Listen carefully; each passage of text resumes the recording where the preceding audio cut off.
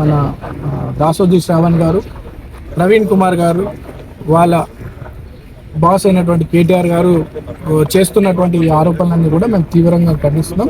గౌరవ ముఖ్యమంత్రి గారి పైన మళ్ళీ అనవసరపు ఆరోపణలు చేస్తే భవిష్యత్తులో మేమంతా కూడా చాలా సీరియస్గా మేమందరం కూడా తిరగబడతామని చెప్పి తెలియజేస్తూ, కాంగ్రెస్ ప్రజాపాలనపై ప్రజల నమ్మకం ఉంది.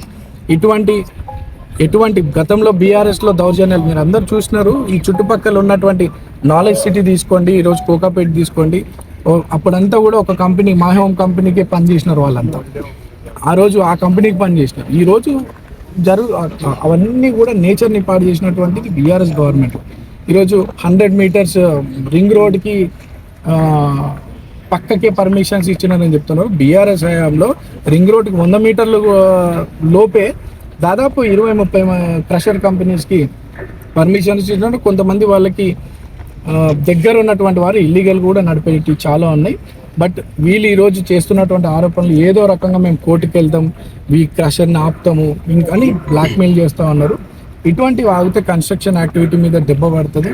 అట్లానే వాళ్ళు అధికారుల గురించి కూడా మాట్లాడుతున్నారు. పొల్యూషన్ కంట్రోల్ బోర్డు ఏం చేస్తుంది, హెచ్ఎండి అధికారులు ఏం చేస్తూ ఉన్నారు, మీ కుటుంబాలకు చెప్తా ఉన్నాం, మీరు అందరు కూడా చెప్పకూడదు ఏంటంటే వాళ్ళని అధికారులను భయం పెట్టే ఆలోచనతో వాళ్ళు మాట్లాడుతున్నారు. అదంతా కూడా కరెక్ట్ కాదు. సో 2 సంవత్సరాలుగా ఇక్కడ మీరు చూసినట్టయితే 2 years నుండి ఇదంతా కూడా అఫీషియల్గా అధికారులన్నీ కూడా అన్ని రకాల ఎంక్వైరీస్ చేస్తూ దీనికి పర్మిషన్స్ ఇచ్చినారు. పర్మిషన్ ప్రకారమే వాళ్ళు ఇక్కడ యాక్టివిటీ చేస్తూ ఉన్నారు. And there is no mining here. ఇదంతా కూడా డబ్రిస్ని క్లీన్ చేసి కన్స్ట్రక్షన్కి రిలేట్ అయిన మెటీరియల్స్ని ఇక్కడ తయారు చేయడం జరుగుతూ ఉంది.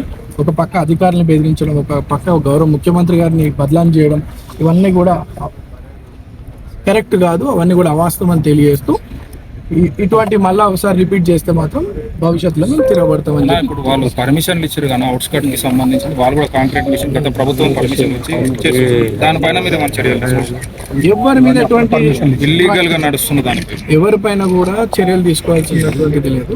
కాకపోతే వీటి మీద చర్యలు తీసుకుంటే ఇండైరెక్ట్గా అదంతా కూడా కన్స్ట్రక్షన్ యాక్టివిటీ మీద దెబ్బ పడుతుంది. ఇప్పుడున్నటువంటి మార్కెట్లో అటువంటి ఆలోచనలు కాంగ్రెస్ పార్టీకి లేదు. ఎవరైనా అనాథరైజ్డ్గా ఇల్లీగల్గా ఉంటే అది ప్రొసీజర్ ప్రకారము అధికారులు చూసుకుంటాము.